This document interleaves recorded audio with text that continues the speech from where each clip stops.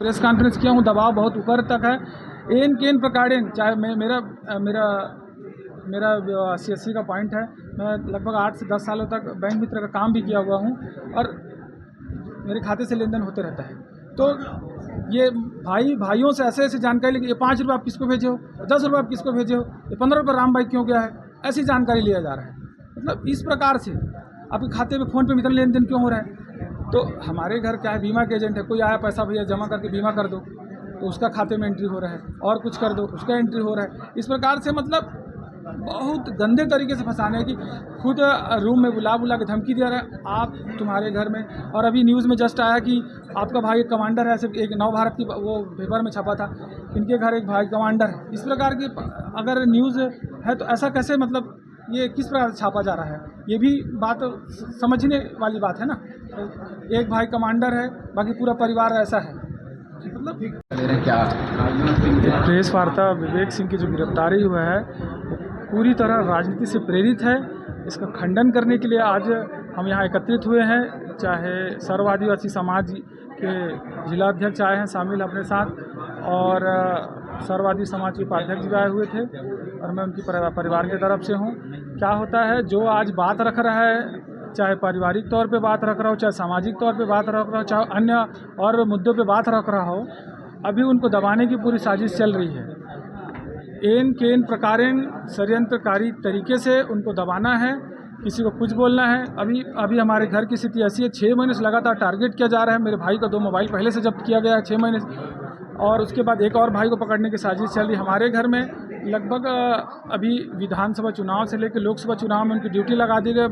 12 से 14 घंटे की ड्यूटी लगा दिया गया था मोहल्ला में, वहाँ से रोज़ आ रहे हैं। बहुत सारी चीज़ें इस प्रकार से करी जा रही है कि अब मेरे को भी गिरफ्तार करने की साजिश चल रही है। एक भाई को भी और गिरफ्तार करने की साजिश चल रही है। वो बोल रहे हैं सीधा टॉयलेट रूम में एसपी लोग बोल रहे हैं कि सबको फंसाएंगे, पूरे परिवार को फंसाएंगे, किसी को नहीं छोड़ेंगे। इस प्रकार की बातें चल रही है, और मतलब हमारी मानसिक स्थिति अभी ऐसी है कि हम लोग ठीक से खा पी नहीं पा रहे हैं। ऐसी स्थिति, ऐसा दबाव बना जा रहा है। बैंक खाते को लेकर बात करेंगे,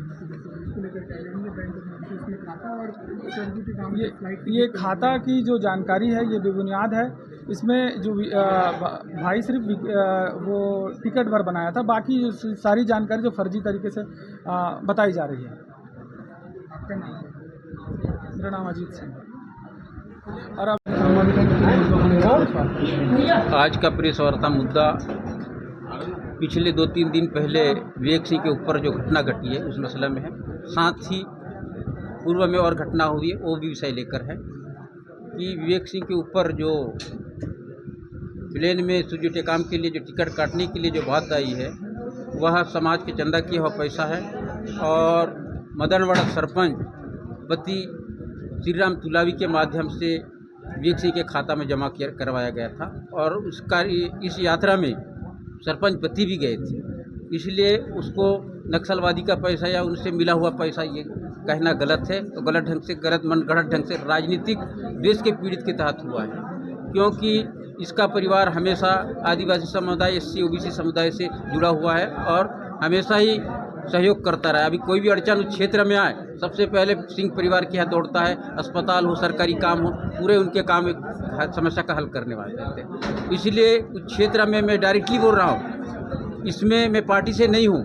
इसमें बहुत बड़े वहाँ बीजेपी का राजनीति फंडा नहीं चल पा रहा है, क्योंकि मानपुर ब्लॉक में खास करके पूरे के पूरे वहाँ उनको बाइकाट करते हैं। उनकी विचारधारा अम्बेडकरवादी है, आदिवासी विचारधारा है। इसलिए उसको कैसा समाप्त करके वहाँ RSS का झंडा गाड़ा जाए और बीजेपी को कैसा जिताया जाए, यही मुहिम के था। उसको फंसाया गया है, और उसको बीजापुर से जो संबंधित किया, बीजापुर से कोई संबंधित नहीं है। उसका भाई स्वयं बताया है, उससे कोई लेना देना नहीं है कि एक राजनीतिक प्रेरित ढंग से किया, क्योंकि पूर्व में मुझे भी गलत ढंग से वो राजनीतिक प्रेरित ढंग से मुझे 7 दिन तक जेल में रखा गया था। उसके साथ एक जने और मेरे साथ में वही सिवनी का था, उसको भी गलत ढंग से उसको वोट ना करने के एवज में उसको जेल में डाल दिया गया था। और एक आदमी को ऐसी है, हम बीजेपी को वोट नहीं करेंगे, कांग्रेस को वोट करेंगे, उसको भी 7-8 घंटा बैठा गया था। और सूर्यराम टेकाम के ऊपर जो फर्जी ढंग से अधिकारियों ने स्वयं बोला है मुझे कि तुम्हारे सूर्यराम टेकाम को हमने फंसाई, क्या कर लोगे, क्या उखड़ोगे।